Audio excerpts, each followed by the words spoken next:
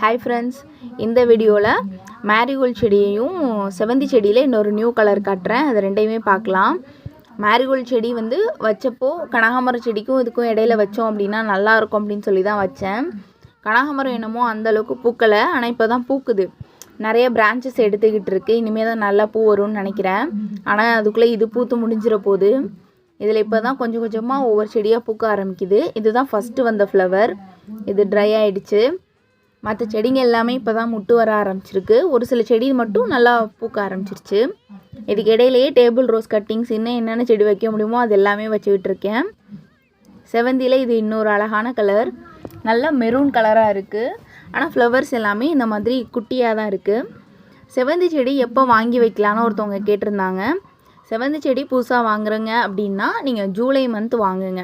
அப்போ தான் உங்களுக்கு நல்லா ஒரு 3 months க்ரோத் இருந்து ஃப்ளவரிங் சீசன் நவம்பர் டிசம்பருக்குலாம் உங்களுக்கு பூக்கும். அது ஒரு ஷார்ட் டே பிளான்ட். எப்போ வந்து வெயில் கம்மியாக இருக்குது அப்படிங்கிறப்ப தான் அது பூக்கும். வீடியோ பிடிச்சா லைக் பண்ணுங்கள், சப்ஸ்கிரைப் பண்ணுங்கள். தேங்க்யூ.